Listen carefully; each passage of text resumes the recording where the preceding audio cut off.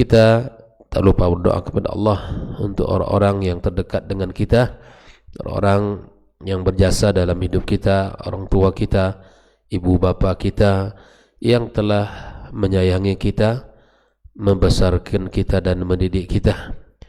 Semoga Allah di kitab ini, silakan diikuti di layar monitor para pendengar dimanapun berada.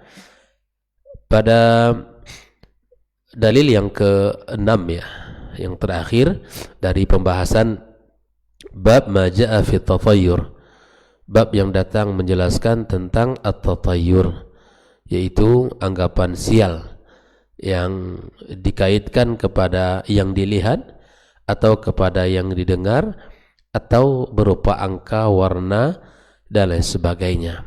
Maka ketika dianggap sial sehingga dia terdorong tidak melakukannya, begitulah Islam. Dan Islam memberikan kepada kita peringatan agar ini tidak dilakukan dalam kehidupan kita, karena perbuatan ini adalah perbuatan tergolong kepada kesyirikan. Di mana Syekh Muhammad Ibn Abdul Wahab pada dalil terakhir ini beliau membawakan sebuah hadis atau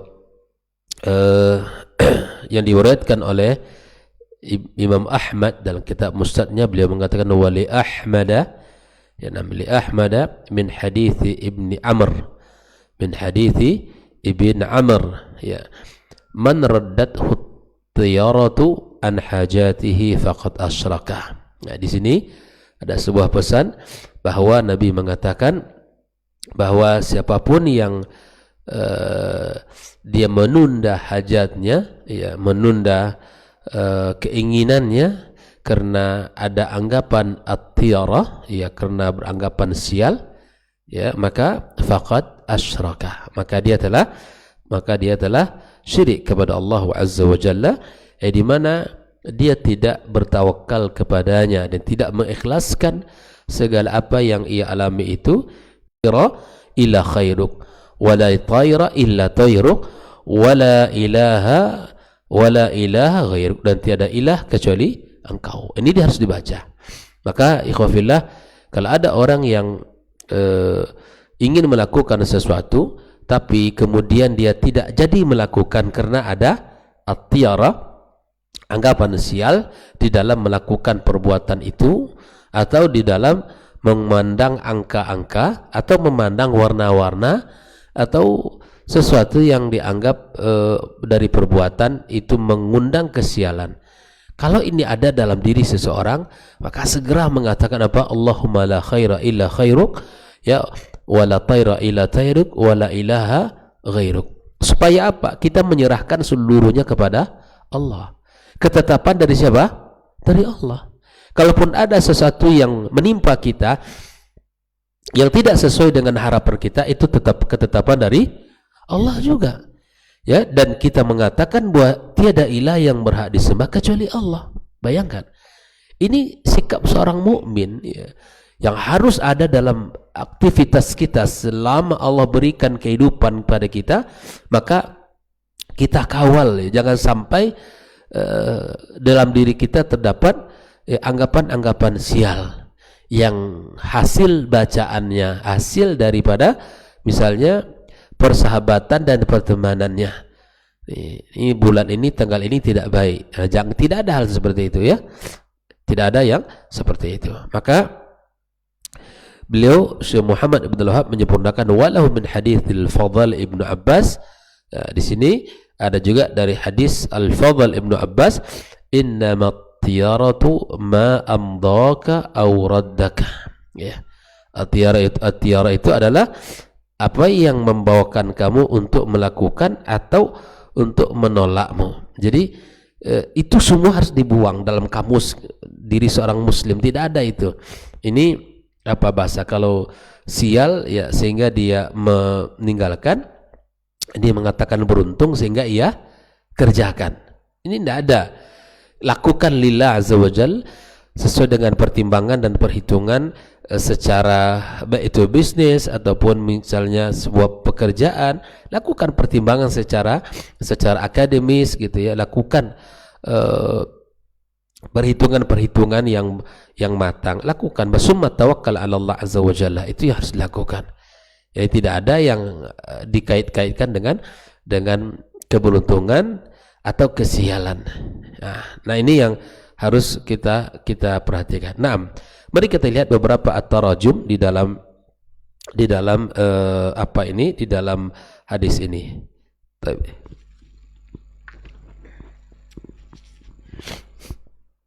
Ya fillah rahimakumullah, pada kesempatan kali ini ada at-tarajum ya yang dijelaskan oleh Shalih Al-Fauzan, yaitu Ibn Amr wa huwa Abdullah Ibn Amr Ibn Al-As radhiyallahu taala anhuma ahadu as-sabiqina al-mukthirin.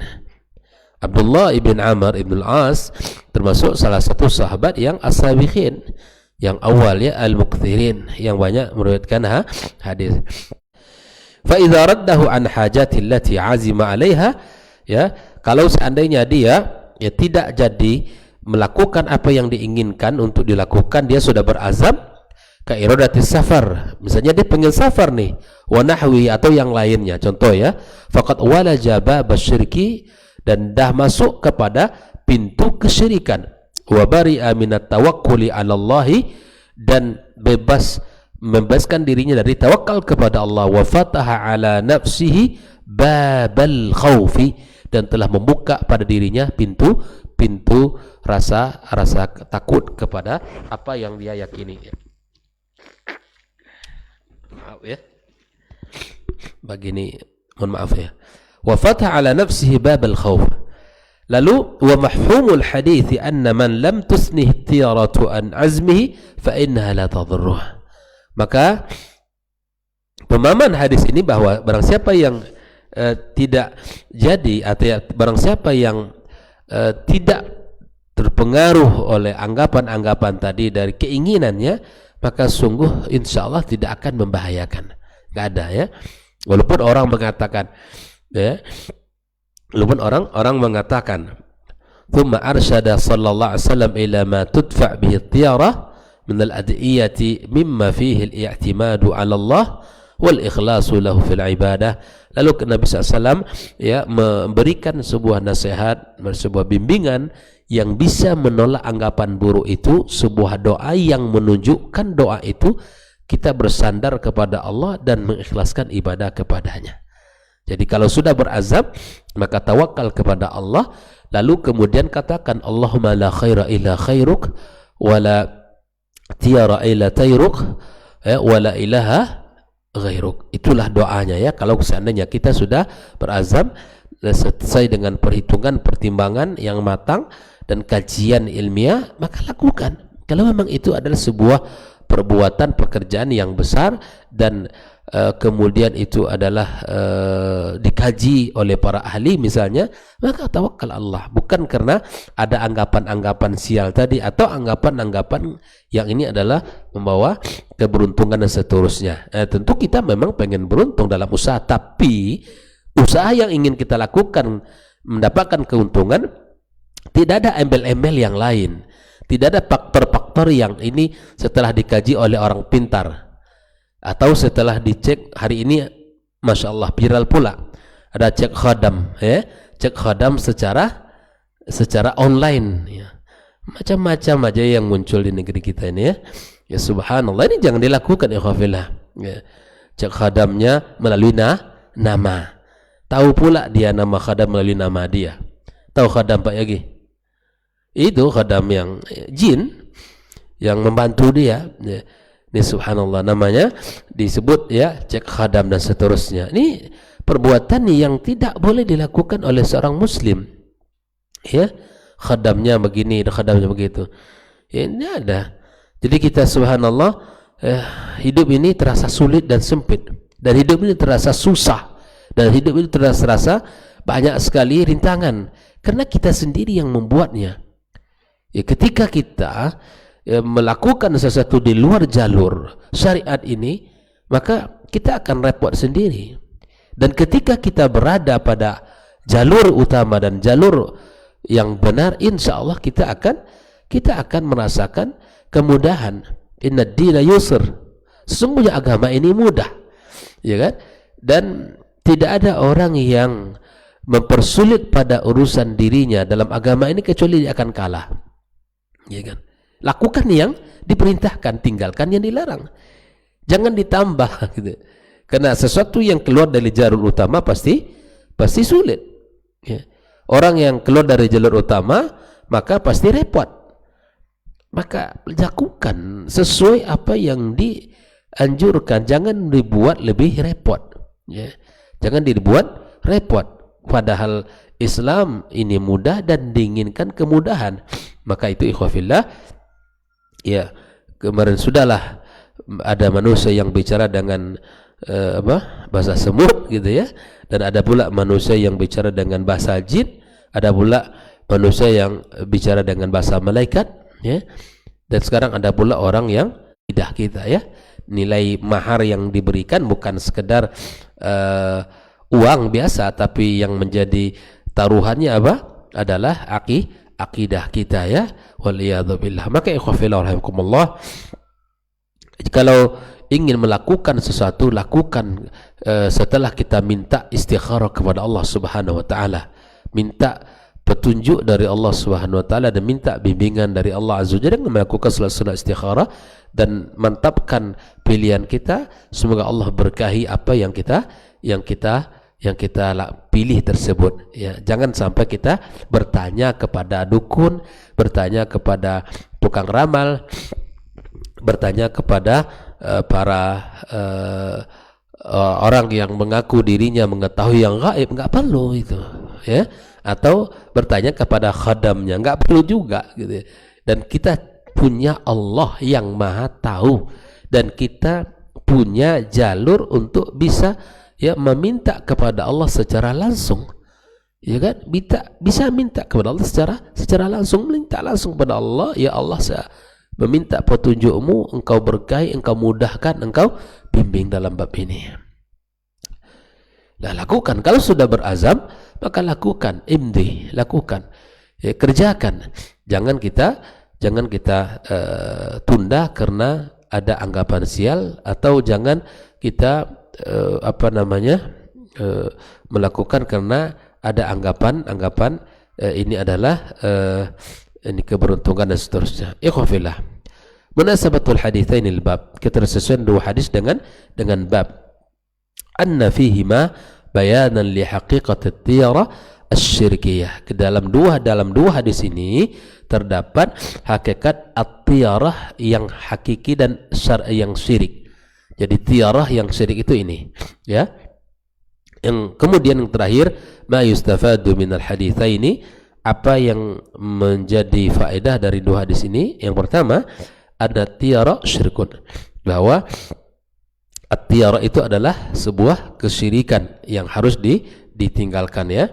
Kemudian anna haqiqat at-tiara asy-syirkiyah ma dafa'atil insana 'alal 'amali biha, bahwa hakikat at-tiarah yang bersifat syirik itu adalah yang mendorong manusia untuk mengerjakannya. Naam. Kemudian yang ketiga, anna ma lam yu'thir ala azmil insan min at-tasa'umi falaysa bi tiyaratin, yang berpengaruh dalam diri seseorang, atau ma lam yu'thir, yang tidak berpengaruh dalam diri seseorang, min at-tasa'um, beranggapan buruk, maka ini bukan tiarah. Kita memikirkan, mempertimbangkan sesuai dengan kajian-kajian, jadi kita lakukan, ini bukan tiarah ya. Ini bukan tiarah. Yang keempat, ma'rifatu dzikri alladhi tudfa' bihi tiarah adil qalbi wa ahamiyatuhu lil muslim, mengetahui zikir ya yang bisa menolak at-tiarah ini dari hati, dan pentingnya zikir itu bagi seorang muslim. Maka kita sebagai hamba Allah yang beriman, wajib kita untuk mengetahui bacaan doanya apa, zikirnya apa, sehingga kita tidak salah kaprah di dalam menolak sesuatu. Ikhwafillah rahimakumullah, dalam pembahasan hadis ini adalah hadis terakhir tentang at-tiarah, yang merupakan secara keseluruhan ada 6 hadis atau 6 dalil yang dipakai oleh Syekh Muhammad Ibn Abdul Wahab untuk menolak anggapan sial, ya, at-tiyarah dalam diri dan pekerjaan apapun yang dialami. Ikhwafillah rahimahullah, mudah-mudahan kita terjauh dari sikap at-tiyarah ini dan kita termasuk, ya, orang-orang yang mengerjakan sesuatu karena Allah setelah meminta kepadanya dan berazam untuk melakukannya, dan kemudian kita minta kepada Allah Azza wa Jalla, ya, hasilnya, ya, bukan karena ada anggapan-anggapan, ya, sesuatu yang kemudian kita tidak jadi melakukan atau karena anggapan itu kita jadi melakukannya. Wallahu taala a'lam bissawab. Maka seluruh kaitan yang berkaitan dengan dukun, dengan jin, dengan tukang ramal, ya, dan orang-orang yang mengetahui perkara gaib, maka ini harus ditinggalkan dalam kehidupan seorang beriman sehingga tidak merusak akidahnya dan tidak merusak agamanya.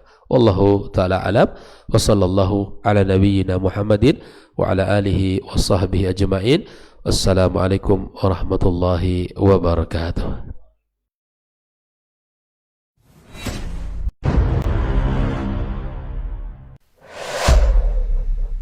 Dunia dan seisinya ini bagi Allah tak sama nilainya dengan sebelah sayap lalat. Barang siapa yang beramal untuk akhiratnya, Allah akan cukupkan baginya urusan dunia. Sayati zamanun 'alan nasi as-sabiru fihim qalqabit al-jamarah. Akan ada satu masa di akhir zaman yang berpegang teguh dengan agamanya seperti orang yang sedang memegang bara